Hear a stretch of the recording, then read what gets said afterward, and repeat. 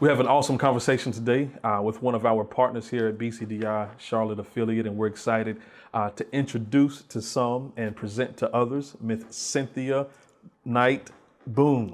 Right, I got it right. Correct. Good. Right. I got it right this time. You did. So, Miss Cynthia, you've been a part of BCDI on multiple levels Yes. for how long? So, when did that journey start? That journey started back, I'm going to say about 5 or 6 years ago, Okay. when I had one of Miss Govan, who was the head of the association, her little girl in my program. Okay. And it really even started before then, but she was able to place her in my program, and she saw how quick she caught on to things by being in the program. Gotcha. So, of course, she became one of my parents, and we worked together at the center as a family, all of the parents. And I got to know her through that. And at that time, she was not working in the area that she's working in now. Gotcha. Okay. Okay. So you've been here for 5 or 6 years. That's been awesome. We're so appreciative for all the work that you do, the whole partnership. It's love been amazing. Being a partner with the Black Child Development Institute is one of the best decisions that ever happened in my life and my program. Awesome. Amazing. Amazing. So we're here to get to know you and introduce you to the rest of the world. And so tell us a little bit about where you're from and how do we get to today?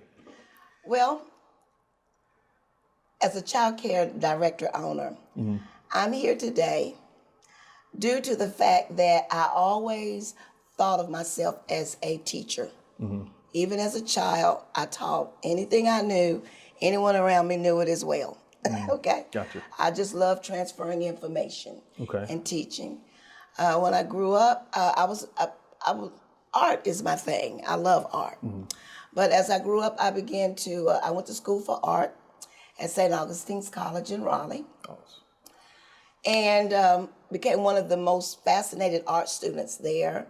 I won't forget Mr. Burchett, one of my art teachers that just meant the world to me there. There's nothing like going to a community college, a Black community college. I just enjoyed that experience because I've been to both. Gotcha. And I enjoyed that experience the most. It was just down home Right. to me.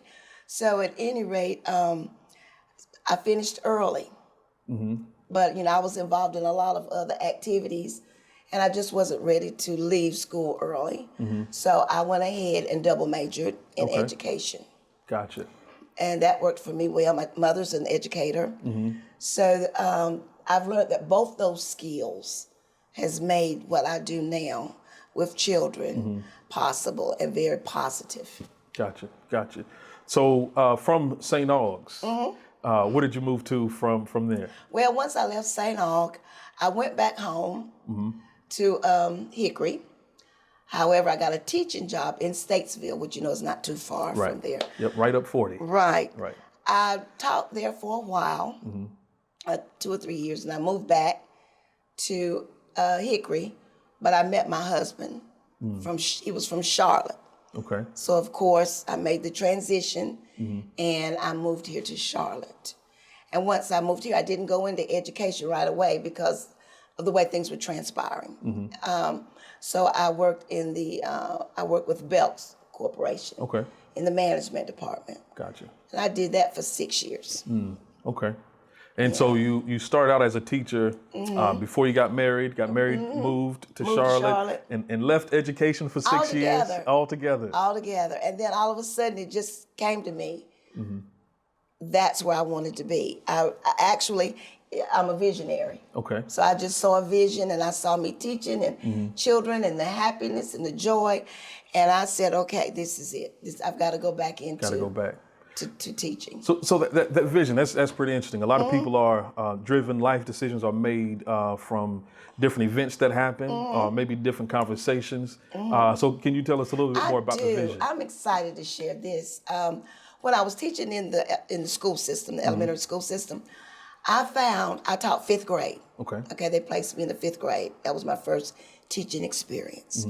And I found that in the 5th grade that it was an artsy school, because art major, but it was an artsy school. I loved it very much as far as how things were going. But what disturbed me was I could see that the melanated children weren't reading on the scale that they should have been reading on to be in the 5th grade. I had students that had been held back, so they were kind of matured for the 5th grade. So I personally took some of these issues at hand because we're talking about people that look like me. Right. Okay? And that matters to me. They matter to me. And so I kind of got a little bit discouraged with the fact that I could see that the system wasn't really working for melanated children to just be the best that they could be. Gotcha. They were just there, making each day count for what it was worth. And so that didn't excite me because I'm the kind of person, if I plant a seed, I want to see a plant. Right. You know, if I take some paint, I want to see a picture. Right. And so I wasn't seeing what I really felt in my heart I should be seeing. Gotcha. And then that's what made it easier for me to transition out of the field. And I did it, like some people said, you did it very quickly. But what I saw was very urgent to me. Gotcha. And I didn't feel like if a child had gotten to the 5th grade and could not read, how was I going to educate that child further? You know, I felt like I needed to go back and teach them how to read first, you know, that type of thing. So anyway, that's what made it easier for me to move on out of that situation. So what do you think about it? Because a lot of those issues, some of our children of color, have those issues, and it's not just unique to one location. Right. A lot of cities and towns that you go to have that. So what was it that stood out to you that really pricked your heart? Well, I was purpose driven. Okay. I was purpose driven to prove something was wrong somewhere. Gotcha. Okay? There's just no way. I mean, I look at myself, what I could do in the 5th grade. I look at what went on in my life early in my years to help me to feel that I was a confident student, you know, that I could achieve what anyone else could achieve. Because as a matter of fact, I was one of the first, my sister and myself, when the schools integrated, we were one of the first. We went by ourselves. Really? Into that situation. And we were in that situation for 2 years. So I spent my 4th and 5th grade being like the only Black student in a classroom. Wow. All right? But I never felt that I couldn't keep up with anyone else. If they can do it, I can do it too. Right. If they can gather it, I can gather it too.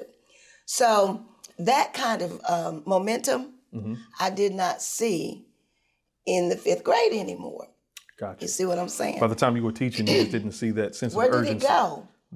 You know, where's that child that's like myself, capable, that feels comfortable, that's not, you know, I didn't feel inferior. You know, I just did not.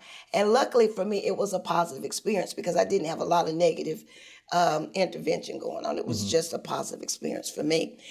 I was their interest. Gotcha. Okay, something that had never really been around before. Right. So they were watching me be me, and just happened that being the kind of person I was, it made it easy for them. You understand what I'm saying? Understand.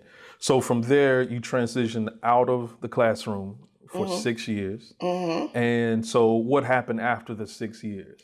Well, I was in management, and I realized that at some point, again, I noticed that I was training. So I was still teaching. I was training customer service, how to meet people. So teaching has been the current thread throughout the whole life. Yeah, even in management, I was still teaching.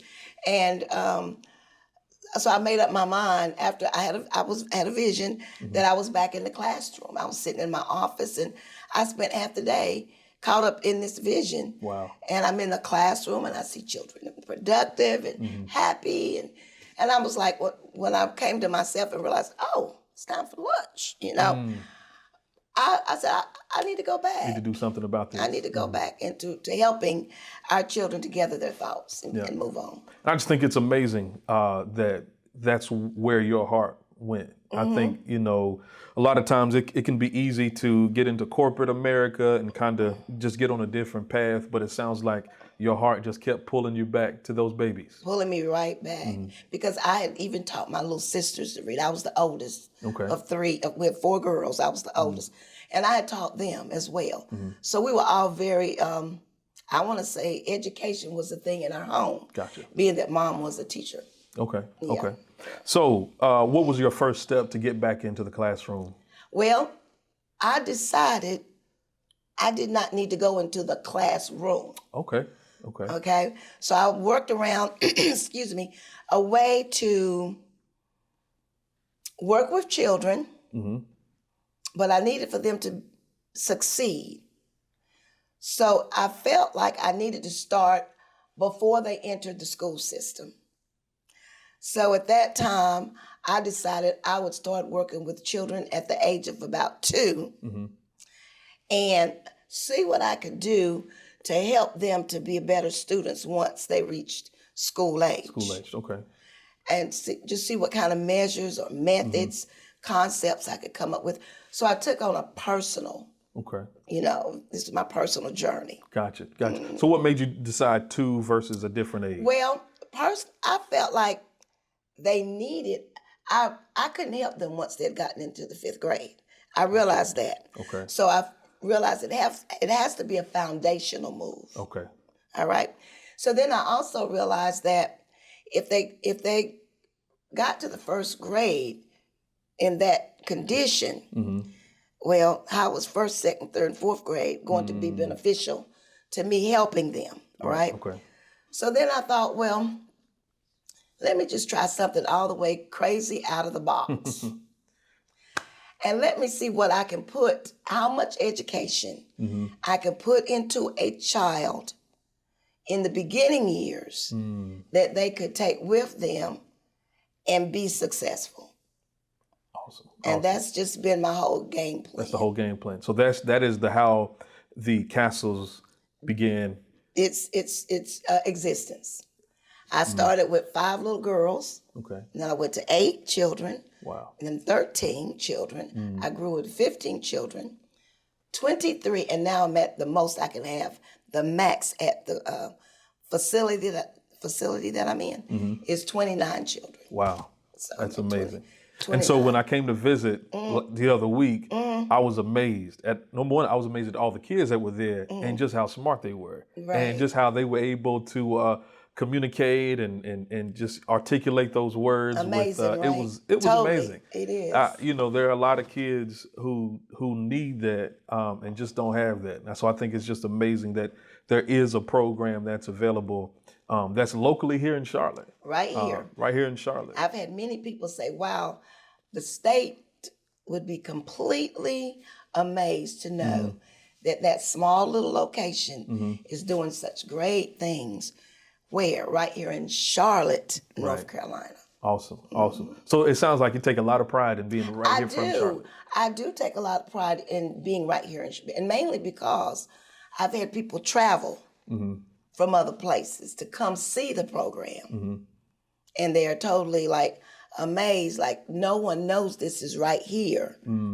Right here in this little urban area in Charlotte, North Carolina. What do you think that reason is as to why not as many people as you would like know about it? Number one, because I'm small. Now, many people at this point know about the program. Okay.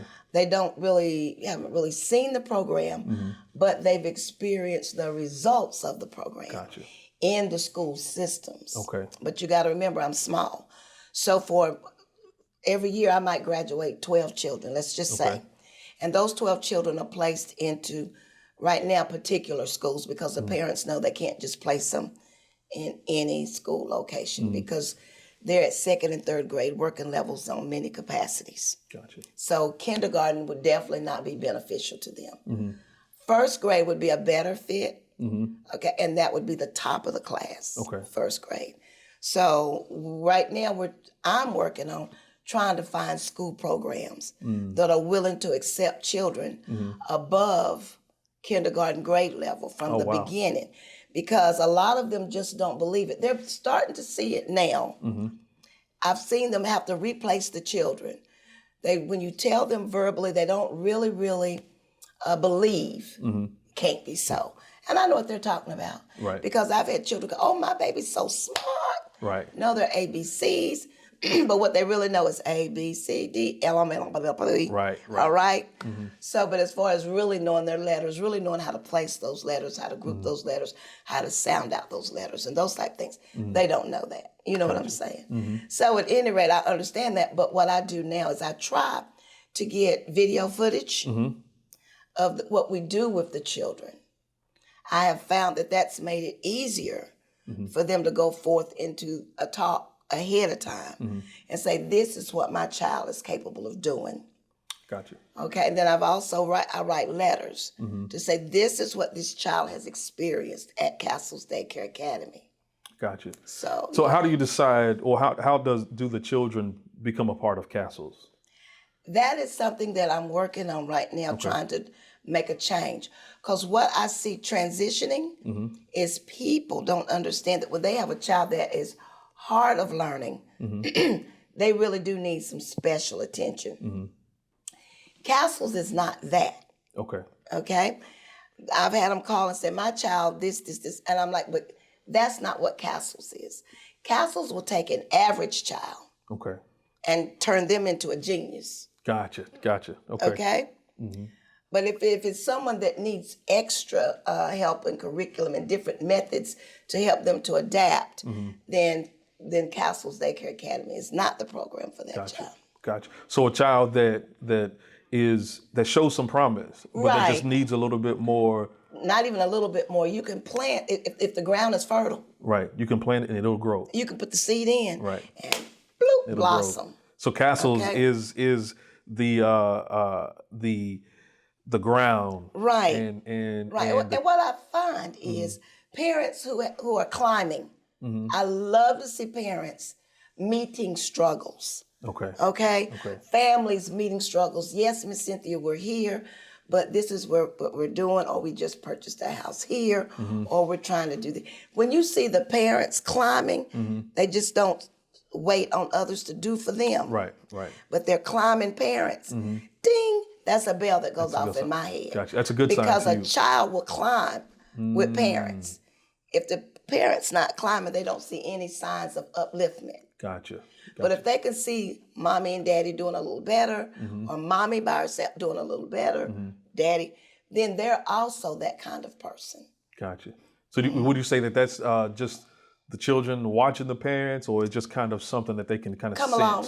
Just come along. Let's go. New bedroom. You're going from this to that. Right. We're changing from this to that. They see change, and they see a positive change. So when they're seeing those things, then they become, that's how their mind thinks. And I could come in and say, okay, boys and girls, we're going to learn something new today. Gotcha. And that's a light bulb for them. That's a light bulb for them. What in the world is it going to be? I can't wait to see. Gotcha. Okay. So how do you see Castles fitting with the current school system? I know you talked about trying to find a way, or school programs that can help the kids kind of get a head start. But kind of what is your ultimate goal, or like what would be your ideal situation? Well, my ideal situation is, first of all, to get parents or group of individuals that actually can experience, see the experience at Castle's Daycare Academy. Okay. Like many of the teachers have seen. Now, because I am working on a small scale, I'm finding I can't give the monetary gifts that the school system can give. Gotcha. You understand? All those the gifts that they get. So I have to work on a level where I'm making sure that the children are receiving the gifts that actually the adults aren't giving. Sometimes in my mindset, I see the opposite. I see teachers getting gifts, but I don't see the children receiving gifts. Ah, gotcha. Okay? And in my case, I make sure they're getting gifted, even if I'm not receiving the ultimate gifts that I feel we should be receiving. Understand. So sometimes you just have to care more. You know, it's got to be more than about the money. Right. You know, maybe at some point there could be some more money involved in it. But right now, you've got to have the heart to want to see the difference and see the change in our children. Right. That's what that's what it's all about, and that's what will bring whatever needs that are just having the heart in the right place. If your and heart really is in the right place, really having the kids at the center and wanting to see them succeed and progress and even excel and beyond. excel. And we do get gifted. Our parents, because we do what we do with their children. I'm telling you, we get gifts. We get lots of love, lots of attention, lots of parent involvement, lots of gifts. It's just not in the form of insurance and things of that nature, you know. But yeah, we are loved and we are appreciated by our parents and community. Awesome, awesome. So can talk to me a little bit about the work that you're doing and how it coincides with BCDI. Well, BCDI introduced my program to another affiliate, Reed Charlotte. Okay, yep. With Mr. Monroe Richardson. It's been a while back, not too long ago, 5 or 6 years. And what was so fascinating is she went to a meeting. Of course, I'm at a daycare, so I'm not, able to be out there in the world like that. But she was at a meeting and she was listening to him talk. And she's thinking, but that's not, I know a program. He's talking about the different difficulties he's having when he goes into certain schools and the children. She said, well, I know a program that's not happening yet. I know a program where children are reading before they turn 5. Wow. I know of a program where the children are, expedient about talking up and speaking out. And so she said she just waited to the end of the program. That was before she was even a part of this. She waited to the end and she spoke with him. And of course he was nonchalant because it's a daycare facility, for heaven's sake, But she said, but I promise you, you will be, enthused with what you're going to see. He said, I tell you what, you have her call me. If she calls me, I'll come out. Okay. So she asked me to give him a call, and I did. And he waited a few weeks. He checked his calendar. Right. He put me in line up under the last thing that he had. But at any rate, he came out. And it was a day that changed his life. Wow. And I could see it. He didn't even have to explain it to me. I could see it. But he came in and he had his briefcase and his suit. And I said, listen, I'm preparing oatmeal. Okay. I said, but I've got 5 little boys. And I said, I've got some children that can work with you while I'm finishing what I got to do.